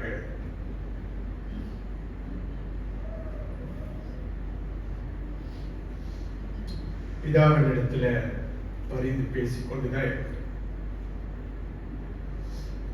நாம் ஜெபிக்கும் பொழுது இன்னொரு காரியம் என்ன வெளிப்படுதுன்னா,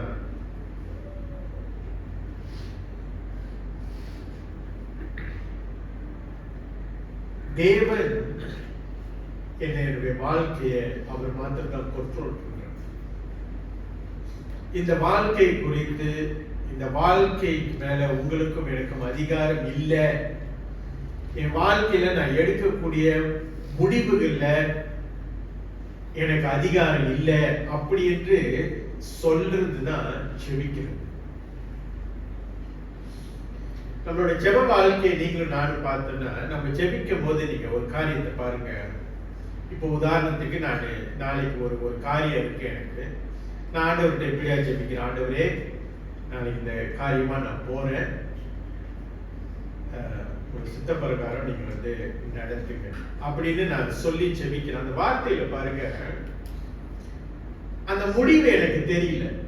இல்ல, when we pray நம்ம என்ன சொல்றோம் ஆண்டவர்கிட்ட, ஆண்டவரே முடிவு எனக்கு தெரியல, நாளைக்கு போகணும் எனக்கு தெரியல, அந்த காரியம் எப்படி நடந்து முடியும்னு எனக்கு தெரியல, அதனால நான் ஜெபிக்கும் பொழுது நான் கடவுள்கிட்ட கொடுத்து, ஆண்டவரே அந்த முடிவுகளை நீங்க நடத்துங்க.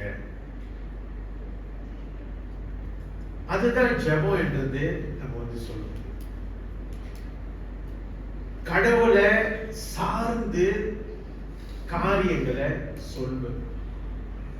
அப்ப இன்னைக்கு நம்மளுடைய ஜெப வாழ்க்கை ஏன் நம்ம வந்து ப்ரே பண்ணணும் அப்படின்னு நீங்களும் நானும் யோசிக்கும் பொழுது, அந்த பரம பிதாவின் இடத்தில் இருந்து ஒத்தாசை வராத வரையும் உங்களுக்கும் எனக்கும் காரியம் வாய்க்காது. அதனாலதான் வசனம் சங்கீதம் 121 வாசிக்கும், எனக்கு ஒத்தாசை வரும் பர்வதங்களுக்கு நேராக என்னுடைய கண்களை நான் ஏறெடுத்து, அங்கே இருந்துதான் அந்த பதில் வரும் எனக்கு. ஓகே, ஒருவேளை உங்களுக்கும் எனக்கும் அந்த முடிவு ஒரு மாதிரி தெரிகிற மாதிரி இருந்தா கூடயும், கடவுளுடைய அனுமதி இல்லாம அந்த முடிவு உங்களுக்கும் எனக்கும் வராது. அது ஒருவேளை நமக்கு நன்மையா ஆசீர்வாதமா இருக்கலாம், இல்ல நம்மளுடைய வாழ்க்கை பரீட்சைக்காக இருக்கலாம், நம்ம சோர்வுக்கு அளிக்கக்கூடிய முடிவா இருக்கலாம். எதுவா இருந்தாலும் கடவுளுடைய அனுமதி இல்லாம அது நடக்கும். அப்ப நீங்களும் நானும் ஒவ்வொரு நாளும் எல்லா காரியத்துக்கும் நீங்களும் நானும் ஜெபிக்கின்றவர்களாக இருக்கணும், இடைவிடாமல் ஜெபிக்கின்றவர்களாக இருக்கணும். ஒருவேளை நம்ம ஜெபிக்கின்ற காரியம் வந்து சில காரியங்கள் வந்து கை கூடாமல் இருக்கலாம். இல்ல, நிச்சயமா நம்மளோட எல்லாரோட வாழ்க்கையில ஒரு காரியத்துக்காக குறிப்பாக டெய்லி நம்ம வந்து ஜெபிக்கின்றவர்களாக இருக்கணும். ஆனா அந்த காரியம் இன்னும் நிறைவேறாம இருக்கு. அப்ப நீங்களும் நானும் கடவுளை நம்ம வந்து சரியா புரிஞ்சிருக்கோம்னா என்ன நம்ம வந்து சொல்லுவோம், ஆண்டவரே ஒரு சித்த பிரகாரம் we do an instant prayer sometimes and we expecting instant answer.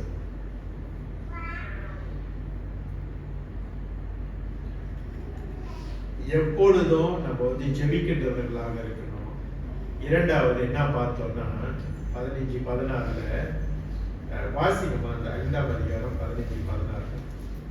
அப்பொழுது விசுவாசம் உள்ள ஜெபம் பிணியாளியை ரட்சிக்கும். விசுவாசம் உள்ள ஜெபம், விசுவாசம் உள்ள ஜெபம். அப்ப இன்னைக்கு நம்மளோட காரியம், இன்னைக்கு நம்மளோட வாழ்க்கையில காரியம் வந்து வாய்க்கல, நம்ம ப்ரே பண்ற மாதிரி காரியம் நடக்கல அப்படின்னா என்ன? உங்களோட விசுவாசம் என்னோட ஜெபமும் விசுவாசம் இல்லாத ஜெபமா? அப்படி ஒரு முடிவுக்கு நீங்களும் நானும் வர முடியுமா? ஆண்டவர் என்ன சொல்றாரு? ஒரு படிக்குமா 15.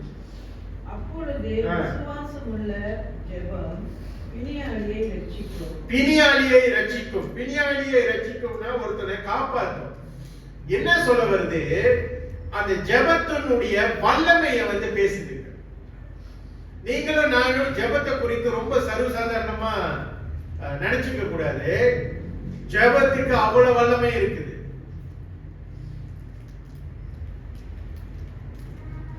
நம்மளுடைய ஏறெடுக்கின்ற உங்களுடைய ஜெபம், என்னுடைய ஜெபம், ஆண்டவர்கிட்ட நம்ம விண்ணப்பம் பண்ணும்போது அது சாதாரண ஜெபம் இல்லை. ஏன்னா யாரு ஜெபித்தாலும் ரட்சிக்கப்பட்ட தேவ பிள்ளைகள் யாரு கர்த்தரை நம்ம கூப்பிடும் பொழுது அவர் செவி கொடுக்கின்ற தேவனாக இருக்கிறார். நான் எல்லாம் ப்ரே பண்ணா எங்க கடவுள் கேட்க போறாரு? பாஸ்டர் ஜெபித்தா கேட்பாங்க.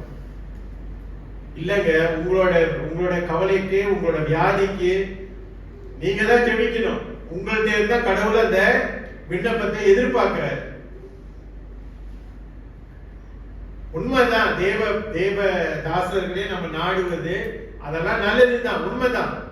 ஆனா நான் ஜெபிச்சா கடவுள் கேட்க மாட்டாரு, பாஸ்டர் ஜேம்ஸ் ராஜா ஜெபிச்சாதான் கேட்கும் அப்படின்னு முடிவுக்கு நீங்களும் நானும் வந்துடக்கூடாது.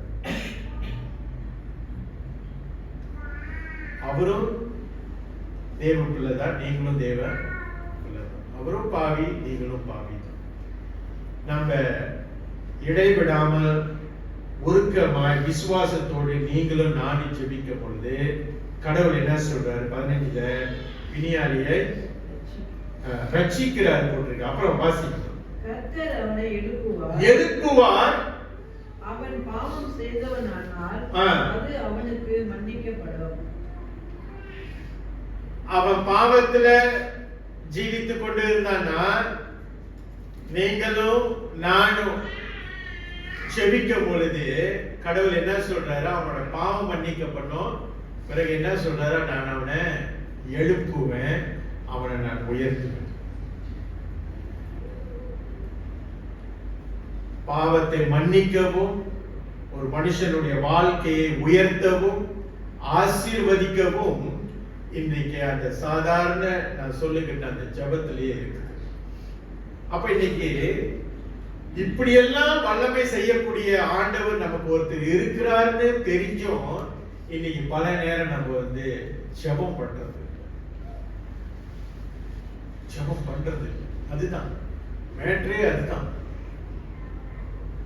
நான் இயேசுவை நேசிக்கிறேன், இயேசு அன்பானவர், I love Jesus, hallelujah, amen, praise the Lord எல்லாம் சொல்லிட்டு ஆனா ஆண்டவரோட நம்ம பேசுறது இல்ல.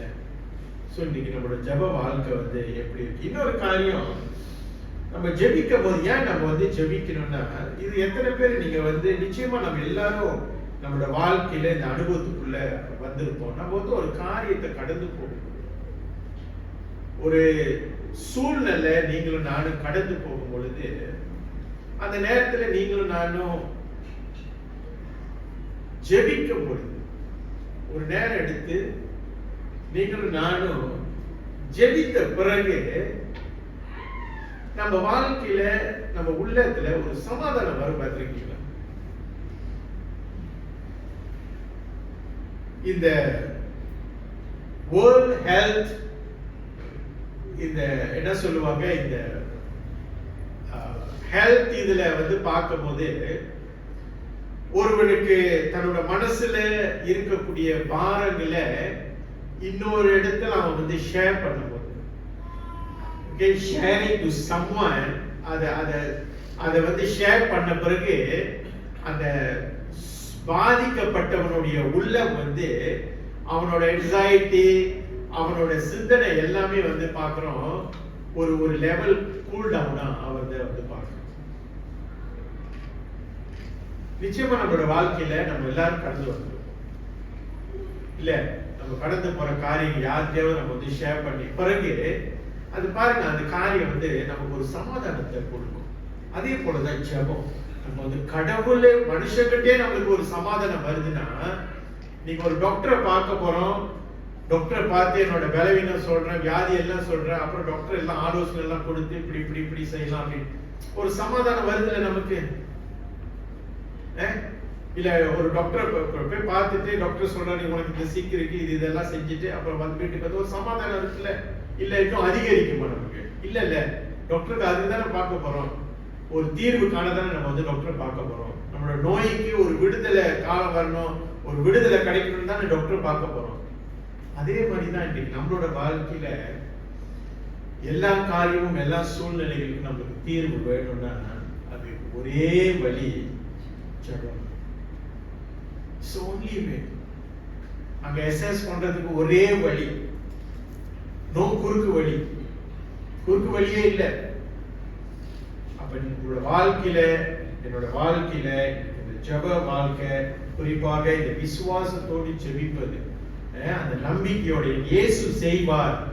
ஒருவேளை அது தாமதமா இருக்கலாம், காலங்கள் நீளமா இருக்கலாம், ஓகே, நடக்காத மாதிரி இருக்கலாம். ஆனா நம்ம வந்து சோர்ந்து போக வேண்டாம். பிலிப்பியர் 4:6 இப்படியாக சொல்லப்படுது. வாசிங்க, பிலிப்பியர் 4:6.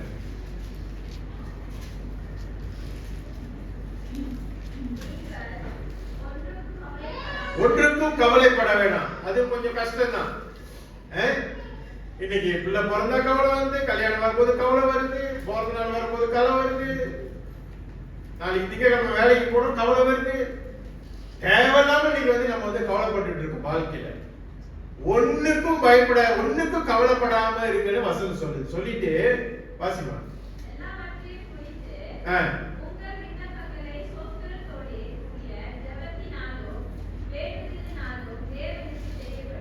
பாருங்க, இந்த வசனம் என்ன சொல்லுது? எல்லா விண்ணப்பத்தை நம்ம வந்து கடவுள்கிட்ட கொடுக்கும் பொழுது, கடவுளோட பாதத்துல வைக்கும் போது ஸ்தோத்திரத்தோட செய்யணுமா? ஆண்டவரே நீங்க செஞ்சாலும் ஆமென், செய்யலனாலும் ஆண்டவரே உங்களுக்கு ஸ்தோத்திரம் செய்யணும். ஆண்டவரே நீங்க செய்யலன்னா நான் 3 வாரம் சேர்ச்சு வர மாட்டேன். இல்ல, அப்படி இல்ல. ஸ்தோத்திரத்தோட உங்களோட விண்ணப்பங்கள் செய்யும் பொழுது ஸ்தோத்திரத்தோட, மகிழ்ச்சியோட செய்ய சொல்றாரு. மகிழ்ச்சியோடு. அது நீங்களும் நானும் சரி சாதாரணமா செஞ்சிட முடியாது, கடவுளோட உதவியோடு தான். அதனாலதான் பிதாவின் இடத்துல நம்ம அதை சொன்னேன்ல, பிதாவின் இடத்துல உங்களுடைய வேண்டுதலுக்கு, உங்களோட கேஸ் ஃபைல் வந்து நீங்க பிதாவின் இடத்துல வைக்கிறதுக்கு முன்பதாக இயேசு, இந்த அர்த்தத்துல சொல்றேன், இயேசு எல்லாம் படிச்சு பார்த்துட்டு அப்படி எழுதி இருக்கிறான். சரி, நான் பிதாவின் இடத்துல எல்லாம் திருத்தி நான் பேசுறேன். அவரு பேசினாதான் கேஸ் ஜெயிக்க முடியும், கடவுள் வாய்க்க பண்ணுவார். அந்த மாதிரிதான் நம்மளுடைய ஜெபம் வந்து சில சமயத்துல நம்ம என்ன சொல்லுவோம், வாயில வர வார்த்தை வந்து வேற மாதிரி இருக்கணும், உள்ளத்துல அந்த அந்த அந்த உண்மைதான். கடவுள்கிட்ட நம்ம ஜெபத்தை நம்ம வந்து வைக்கிறோம், ஆனா மனசுல வந்து அந்த ஒரு இதோட நம்ம வந்து பல நேரத்தில் ஜெபிக்கிறோம். கடவுள் செய்வாரா, செய்ய மாட்டாங்க, ஏன் இவ்வளவு நாளாவது ஒரு விடுதலை எனக்கு கிடைக்காத? வசனம் சொல்லுது மன சந்தோஷத்தோடு. ஏன்னா நீங்க ஜெபிக்கும் போது நம்முடைய தேவன் விண்ணப்பங்களை கேட்கிறவராக. அது தாமதமாகலாம், ஏன்னா அவருடைய சித்தம் வரப்போதுதான் அதை அவர் செய்கிறவராக இருக்கிறார். இயேசுவே ஜெபிச்சாருங்க. வாசிப்போம் கடைசியா லூக்கா 6ஆம் அதிகாரம். இயேசு என்னத்துக்காக ஜெபிக்க வைக்கிறாரு? கடவுளே ஜெபிக்கிறாரு. அப்ப மனிதனாகி நீங்களும் நானும் என்ன செய்யணும்? கடவுளே ஜெபிக்கிறாரு. வாசிங்க லூக்கா 6ஆம் அதிகாரம் 12-13. இது ஒரு முக்கியமான காரியம். கடவுள் இயேசு கிறிஸ்து வந்து ஒரு முக்கியமான ஒரு முடிவு வந்து அவர் வந்து எடுக்கணும். ரொம்ப அவருக்கு எல்லாமே தெரியும், ஆனாலும் இந்த முடிவை வந்து அவர் எடுக்கிறதுக்கு முன்பதாக அவர் என்ன செய்யறாரு பாருங்க. லூக்கா 6ஆம் அதிகாரம் 12-13 வாசிக்க.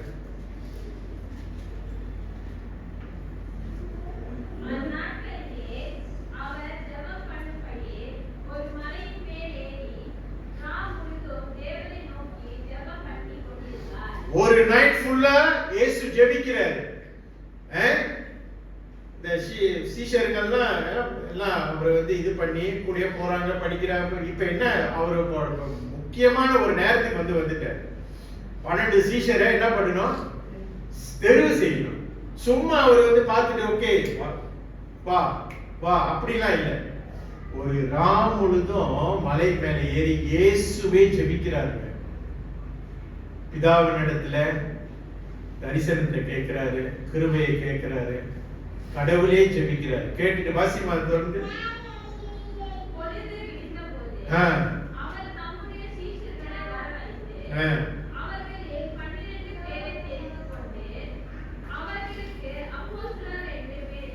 பாருங்க, சீஷர்கள் நிறைய பேர் இருந்தாங்க. இயேசு கூட நான் அப்பனாலே வரேன், ஃபாலோ மீன்னு சொல்லிட்டாரு இயேசு, எல்லாம் போதுங்க. ஆனா வந்தவங்க எல்லாத்தையும் கடவுள் சீஷரா ஆக்கல. அந்த ஒரு தீர்மானம் அன்னைக்கு அவர் எடுத்தனாலதான் அந்த 12 சீஷர் மூலியமாக இன்னைக்கு நீங்களும் நாமளும் ரட்சிக்கப்பட்டிருக்கோம், சுவிசேஷம் பரவப்பட்டு. அப்ப இன்னைக்கு நம்மளோட வாழ்க்கையில ஒரு முடிவு நீங்களும் நானும் எடுக்கணும்னா, ஒரு சரியான முடிவு நீங்களும் நானும் எடுக்கணும்னா, அது நம்மளுடைய எதிர்காலத்தை குறித்தோ, படிப்பை குறித்தோ, ஊழியத்தை குறித்தோ எது வேணாலும் இருக்கலாம். நம்ம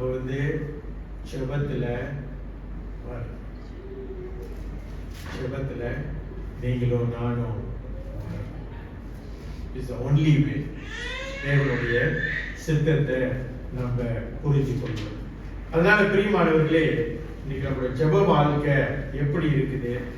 நம்ம அவசரமா ஜெபிக்கிறோமா, நோக்கம் இல்லாம ஜெபிக்கிறோமா, ஏதோ பெற்றுக்கொள்ள வேண்டியதுக்காக நம்ம ஜெபிக்கிறோமா, இல்ல எல்லாமே கர்த்தருடைய கருத்துல இருக்குது, நான் அவர் இடத்துல வரும் பொழுது கடவுள் என்னை மன்னித்து என் மேல இரக்கம் பாராட்டி என்னுடைய காரியங்களை வாய்க்க பண்ணுவார் என்று அந்த கண்ணோட்டத்துல நீங்களும் நானும் ஜெப வாழ்க்கைய நீங்களும் நானும் நடத்த வேண்டும். கண்களை கூடி ஜெபம் செய்வோம். கொஞ்சம் யோசிச்சு பாருங்க, உங்களோட வாழ்க்கையில நீங்க உங்களுடைய ஜெப வாழ்க்கை எப்படி இருக்கு? இடைவிடாம நம்ம ஜெபிக்கிறோமா? காரியம் நடக்கணும்ன்றதுக்காக நம்ம ஜெபிக்கிறோமா?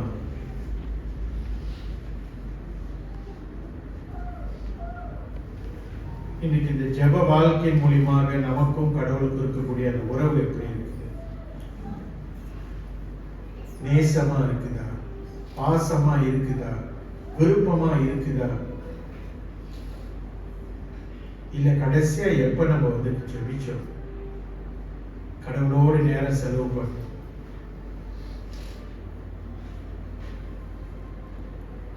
ஆகவே என்னுடைய ஜெப வாழ்க்கையை நோக்கி பாரும் ஆண்டவரே. இடைவிடாம நாங்கள் ஜெபிக்கின்ற தேவ பிள்ளைகளாக எல்லா காரியத்துக்கும் நாங்கள் படத்தில் செல்லுத்திலே நாங்கள் வருவதற்கு அந்த மனப்பக்குவத்தை தொடர்ந்து கொடுங்க ஆண்டவரே.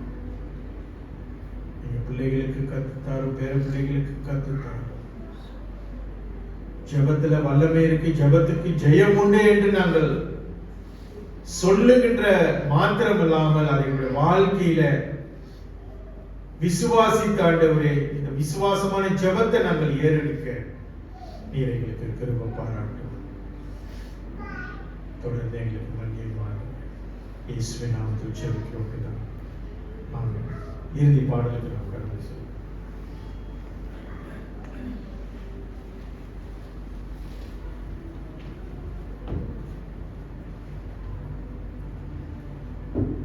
கேட்ட தேவ செய்திக்காக நம் ஆண்டவருக்கு நன்றி செலுத்துவோம். நாம் யாவரும் எழுந்து நிற்கிறோம்.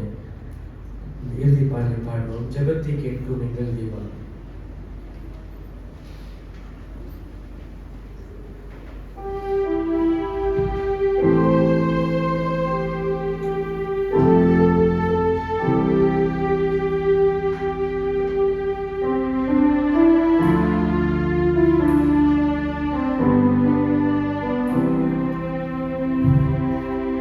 ஜெபத்தை கேட்கும் எங்கள் தேவா.